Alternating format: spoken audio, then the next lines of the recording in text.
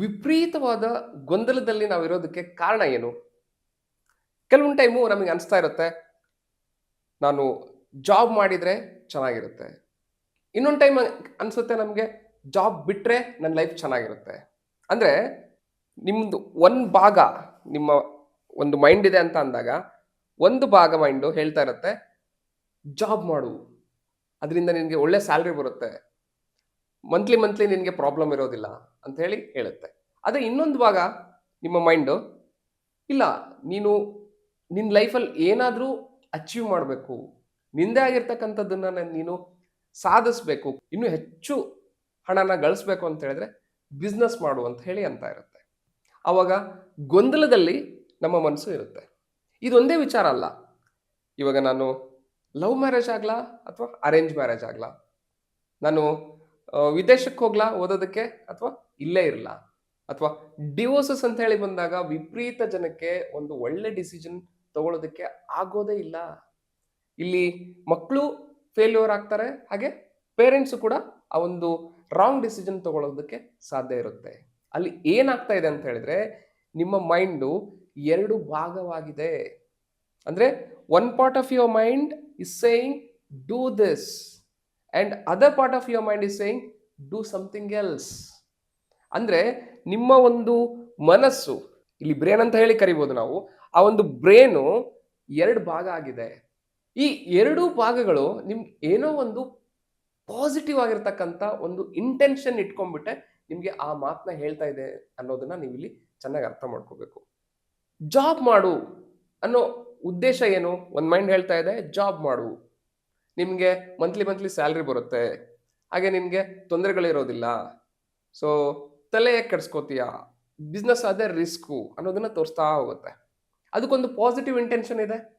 ಹಾಗೆ ಬಿಸ್ನೆಸ್ ಮಾಡು, ಬಿಸ್ನೆಸ್ ಮಾಡಿದರೆ ನೀನು ಇವಾಗ ಏನು ದುಡಿತಾ ಇದೆಯಲ್ಲ ಅದಕ್ಕಿಂತ ಹೆಚ್ಚು ದುಡಿಬೋದು, ರಿಸ್ಕ್ ತಗೋ, ಲೈಫಲ್ಲಿ ರಿಸ್ಕ್ ತಗೊಂಡ್ರೆ ನೀನು ಎಲ್ಲರಿಗಿಂತ ಮುಂದೆ ಬರ್ಬೋದು, ಒಳ್ಳೆ ಲೈಫ್ ಲೀಡ್ ಮಾಡ್ಬೋದು ಅಂತ ಅದು ನಿಮಗೆ ಪಾಸಿಟಿವ್ ಆಗಿರ್ತಕ್ಕಂಥದ್ದನ್ನೇ ಹೇಳ್ತಾ ಇದೆ. ಎರಡು ಕೂಡ ಒಂದು ಸಕಾರಾತ್ಮಕವಾಗಿರ್ತಕ್ಕಂಥ ಒಂದು ಉದ್ದೇಶವನ್ನ ಹೊತ್ತು ಹೋಗ್ತಾ ಇದೆ. ಆದರೆ ನೀವು ಏನು ಅನ್ಕೋತಾ ಇದ್ದೀರಾ, ಒಂದು ನೆಗೆಟಿವ್ ಒಂದು ಪಾಸಿಟಿವ್ ಅಂತ ಟ್ರೀಟ್ ಮಾಡ್ತಾ ಇರೋದ್ರಿಂದ ನಿಮಗೆ ಅಲ್ಲಿ ಡಿಸಿಷನ್ ತಗೊಳಕ್ಕೆ ಆಗ್ತಾ ಇಲ್ಲ. ಇಲ್ಲಿ ಎರಡು ಕೂಡ ಒಂದು ಪಾಸಿಟಿವ್ ಇಂಟೆನ್ಷನ್ ಜೊತೆಗೆ ನಿಮಗೆ ಏನೋ ಒಂದು ಮೆಸೇಜ್ನ ಕೊಡ್ತಾ ಇದೆ ಅನ್ನೋದನ್ನ ನೀವು ಇಲ್ಲಿ ತಿಳ್ಕೋಬೇಕು. ಇಂಥ ಒಂದು ಸಂದರ್ಭದಲ್ಲಿ ನಾವು ಏನು ಮಾಡ್ತೀವಿ ಅಂತ ಹೇಳಿದ್ರೆ, ನಮ್ಮ ಫ್ರೆಂಡ್ಸಿಗೆ ಅಥವಾ ರಿಲೇಟಿವ್ಸ್ಗೆ, ಇಲ್ಲ ಅಂತ ಹೇಳಿದ್ರೆ ಗೊತ್ತಿರೋರ್ಗೆ, ನೈಬರ್ಸ್ಗೆ ಕೇಳ್ಬಿಟ್ಟು ಅವ್ರು ಹೇಳಿರೋವಂಥ ಒಂದು ಫೀಡ್ಬ್ಯಾಕ್ ಮೇಲೆ ಡಿಸಿಷನ್ ತಗೊಳಕ್ ಸ್ಟಾರ್ಟ್ ಮಾಡ್ತೀವಿ. ಅಲ್ಲಿ ಏನಾಗುತ್ತೆ ಅಂತ ಹೇಳಿದ್ರೆ, ಆ ಒಂದು ಡಿಸಿಷನ್ನು ಅವರ ಒಂದು ಒಪಿನಿಯನ್ನ ಆಧಾರದ ಮೇಲೆ ತಗೊಂಡಿರ್ತಕ್ಕಂಥ ಒಂದು ಡಿಸಿಷನ್ ಆಗಿರುತ್ತೆ. ಇಲ್ಲಿ ಆಲ್ರೆಡಿ ನೀವು ಎರಡು ಭಾಗ ಆಗಿರ್ತೀರಾ, ನಿಮ್ಮ ಮೈಂಡು ಸಪ್ರೇಟ್ ಆಗಿರುತ್ತೆ ಥಿಂಕ್ ಮಾಡೋದ್ರಲ್ಲಿ. ಆ ಥಿಂಕಿಂಗ್ ಮಾಡೋ ಒಂದು ಅಬಿಲಿಟಿನ ನೀವಲ್ಲಿ ಕಳ್ಕೊಂಡಿರ್ತೀರಾ. ಆ ಸಮಯದಲ್ಲಿ ಬೇರೆಯವ್ರ ಡಿಸಿಷನ್ನ, ಬೇರೆಯವರ ಒಂದು ಒಪಿನಿಯನ್ನ ನೀವು ಪಕ್ಕಾ ಅಂತ ತಿಳ್ಕೊಂಡ್ಬಿಟ್ಟು ಡಿಸಿಷನ್ ತಗೊಂಡಾಗ ಅದು ನಿಮ್ದಾಗಿರಲ್ಲ ಅನ್ನೋದನ್ನ ನೀವಿಲ್ಲಿ ಚೆನ್ನಾಗಿ ಅರ್ಥ ಮಾಡ್ಕೋಬೇಕು. ಹಾಗಾದ್ರೆ ಇದರಿಂದ ಹೊರಗಡೆ ಬರೋದು ಹೇಗಪ್ಪ?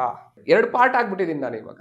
ಸೊ ಇದರಿಂದ ಹೊರಗಡೆ ಬರೋದು ಹೇಗೆ ಅಂತ ಹೇಳಿದ್ರೆ, NLP, ನ್ಯೂರೋ ಲಿಂಗ್ವಿಸ್ಟಿಕ್ ಪ್ರೋಗ್ರಾಮ್ ಅನ್ನೋ ಒಂದು ಟೆಕ್ನಿಕ್, ಆ ಒಂದು ಪ್ರೊಸೆಸ್ ಅಲ್ಲಿ ನಿಮಗೆ ಡೀಪ್ ಆಗಿ ಈ ಒಂದು ಎರಡು ಭಾಗವಾಗಿರ್ತಕ್ಕಂಥ ಮೈಂಡ್ನ ಯಾವ ರೀತಿ ಅಲೈನ್ ಮಾಡ್ಬೋದು, ಯಾವ ರೀತಿ ಒಂದುಗೂಡಿಸ್ಬೋದು, ಹಾಗೆ ಕ್ಲಾರಿಟಿನ ಯಾವ ರೀತಿ ನೀವು ಪಡ್ಕೋಬಹುದು, ಆ ಒಂದು ಉದ್ದೇಶಪೂರ್ವಕವಾಗಿರ್ತಕ್ಕಂಥ ಒಂದು ಡಿಸಿಷನ್ನ ಯಾವ ರೀತಿ ನೀವು ತಗೋಬಹುದು, ಪಕ್ಕಾ ಡಿಸಿಷನ್ನ ಯಾವ ರೀತಿ ನೀವು ತಗೋಬಹುದು, ನಿಮಗೆ ಅನುಗುಣವಾಗಿರ್ತಕ್ಕಂಥ ಒಂದು ಡಿಸಿಷನ್ನ ಯಾವ ರೀತಿ ತಗೋಬಹುದು ಅನ್ನೋದ್ರ ಬಗ್ಗೆ ಇಲ್ಲಿ ಕಲಿಸ್ಕೊಡ್ತೀವಿ. ಹಾಯ್, ನಾನು ನಿಮ್ಮ Harish Chedar, mind set coach, NLP certified coach from American board of NLP. ಪ್ರತಿ ಭಾನುವಾರ ದಿ ಪವರ್ ವಿತಿನ್ ಅನ್ನೋ ಒಂದು 3 hours ಪ್ರೋಗ್ರಾಮಲ್ಲಿ ಇದ್ರ ಬಗ್ಗೆ ನಿಮಗೆ ಡೀಟೇಲ್ ಆಗಿ ಹೇಳ್ಕೊಡ್ತಾ ಇದ್ದೀನಿ. ಯಾವ ರೀತಿ ನಿಮ್ಮ ಮೈಂಡ್ನ ಡಿಕೋಡ್ ಮಾಡ್ಬೋದು, ಹೇಗೆ ಒಂದು ನೆಗೆಟಿವ್ ಪ್ಯಾಟರ್ನ್ ನಿಮ್ಮನ್ನ ಕಾಡ್ತಾ ಇರುತ್ತೆ, ಅದರಿಂದ ಹೇಗೆ ಹೊರಗಡೆ ಬರ್ಬೋದು ಅನ್ನೋದ್ರ ಬಗ್ಗೆ ನೀವು ಡೀಪ್ ಆಗಿ ಅದ್ರ ಬಗ್ಗೆ ತಿಳ್ಕೊಬೋದು. ಆ ಒಂದು ಪ್ರೋಗ್ರಾಮ್ ಬಗ್ಗೆ ನೀವು ತಿಳ್ಕೊಬೇಕು, ಅದನ್ನ ರಿಜಿಸ್ಟರ್ ಮಾಡ್ಕೋಬೇಕು ಅಂತ ಹೇಳಿದ್ರೆ ಈ ಯೂಟ್ಯೂಬ್ ಅಂಡರಲ್ಲಿ ಡಿಸ್ಕ್ರಿಪ್ಷನ್ ಒಳಗಡೆ ವಾಟ್ಸಪ್ ಕಮ್ಯುನಿಟಿ ಲಿಂಕ್ ಇದೆ. ಆ ವಾಟ್ಸಪ್ ಕಮ್ಯುನಿಟಿ ಲಿಂಕ್ನ ಕ್ಲಿಕ್ ಮಾಡೋದ್ರ ಮುಖಾಂತರ ಡಿಫ್ರೆಂಟ್ ಪ್ರೋಗ್ರಾಮ್ಸ್ನ ನೀವು ಚೂಸ್ ಮಾಡ್ಬೋದು. Thank you.